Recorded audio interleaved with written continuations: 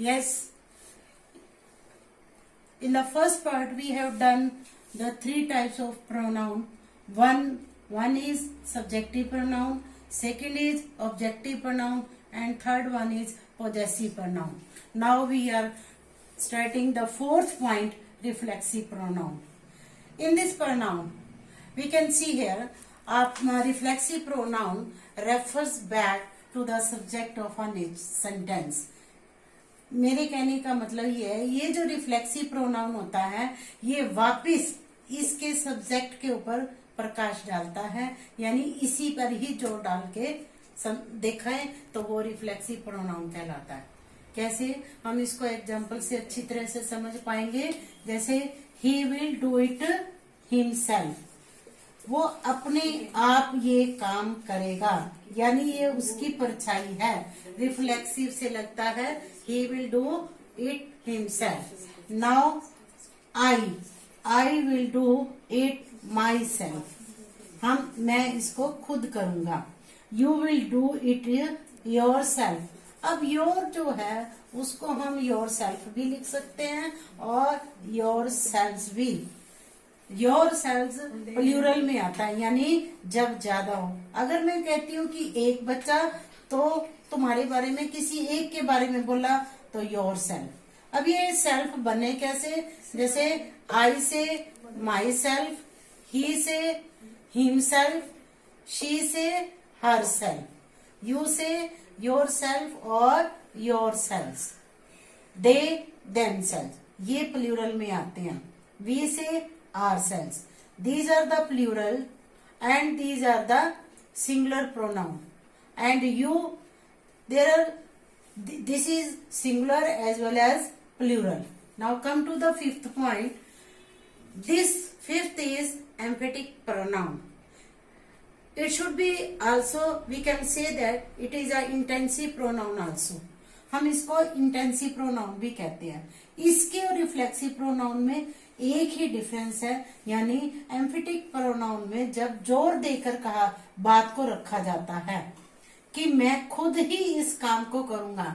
यहां भी उसने बोला कि मैं खुद करूंगा, लेकिन ये कह रहा है एग्जाम्पल के जरिए we can see here I myself should try, कि यानी मुझे खुद ही इसके ऊपर ट्राई करनी चाहिए। खुद ही, जब बात खुद पर आ जाती है कि मैं खुद ही करूंगा, जोर देके कह रहा है Ram himself will go, Ram स्वयं खुद यानी अपने आप से जाएगा। You yourself will do, तुम इसे खुद करोगे। यहां पर हमने जोर दिया। अगर हम इसको यूं लिखते हैं कि I should try my self, ये है कि मुझे चाहिए, इसको खुद करना चाहिए। यहाँ ये चाहिए, इसकी चॉइस है, इसमें चॉइस है। चॉइस जब आ जाती है तो वो रिफ्लेक्सिव प्रोनाउन बनता है। लेकिन जहां चॉइस नहीं है, यहाँ आपके पास कंपल्शन है। कंपल्शन पी यानी ये जरूरी हो जाता है, तो ये एम्फेटिक है। बाकी मैं आपको एक क्लू बताती हूँ कि जब डायरेक्टली नाउन और प्रोनाउन के बाद ये रिफ्लेक्सिव प्रोनाउन आ जाता है तो वो एम्फेटिक प्रोनाउन बन जाता है। Number 6 is indefinite pronoun. Indefinite pronoun refers to an indefinite person, or we can say general person or thing. यानी इसके अंदर ये जो प्रोनाउन है ये किसी एक निश्चित आदमी या स्पेसिफिक पर्सन के बारे में नहीं कहता, बल्कि जनरल पर्सन के बारे में बोलता है, जनरल थिंग के बारे में बताता है। कोई डेफिनेट नहीं है यहाँ पर। For example all, both, each, few, everyone, many, some, none, etc. As we can see here, all are working. All, this word all, ये हमें बता रहा है कि सभी काम कर रहे हैं। इसने किसी एक व्यक्ति का नाम नहीं लिया कि राम काम कर रहा है या मोहन काम कर रहा है, नहीं। यहाँ जितने भी बैठे लोग हैं, जितने उपस्थित हैं, वो सभी काम कर रहे हैं। फिर कहते हैं none is studying, कोई भी नहीं पढ़ रहा। किसी एक व्यक्ति का नाम नहीं लेके इसमें सभी का नाम ले दिया, नन इज, कोई भी नहीं कर रहा। फिर वो कहते हैं एवरीवन इज वरीड, हर किसी को चिंता है। किसी एक का नाम ना लेके, जब हम सभी इन्वॉल्व हो रहे हैं, किसी की तरफ कोई पॉइंट आउट नहीं है, जनरल बात हो रही है, then we can say it is indefinite pronoun. Next आता है demonstrative pronoun. This pronoun points out a noun, ये किसी नाउन की तरफ इशारा करता है। For example, this is my pen, कहता है कि ये मेरा पेन है, पेन। ये दिस किसको पॉइंट कर रहा है?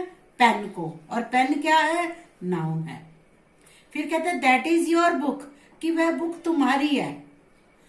ये दैट किसकी तरफ इशारा कर रहा है? बुक की तरफ, और बुक क्या है? नाउन। यानी बुक के लिए क्या लगाया हमने? दैट। इसी तरीके दीज आर हिज पेन्स, ये सारे के सारे पेन उसके हैं। पेन नाउन है, और नाउन के लिए वर्ड लगा दीज।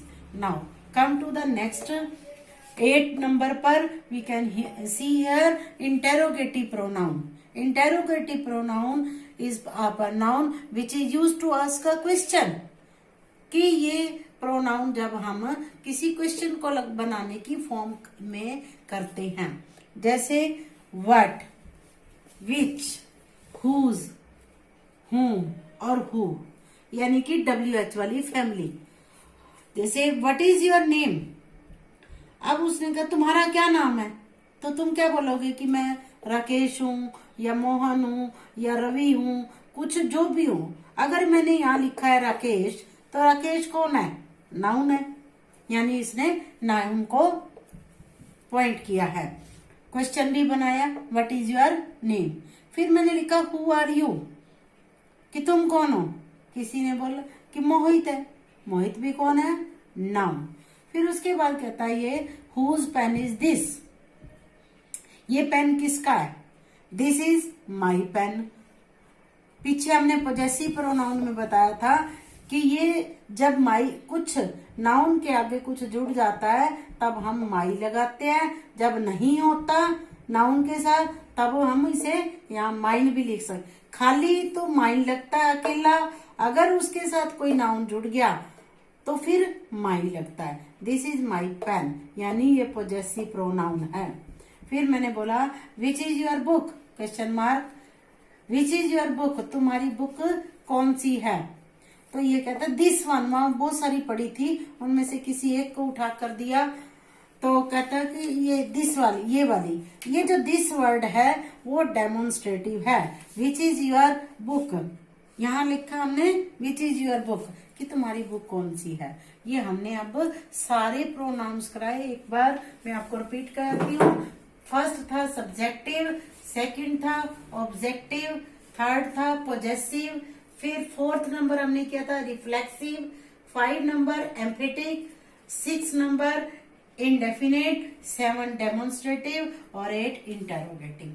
आई होप तुम्हें ये चैप्टर पूरा अच्छे से समझ आया होगा, और इसके साथ मैं आगे वर्कशीट सेंड कर दूँ।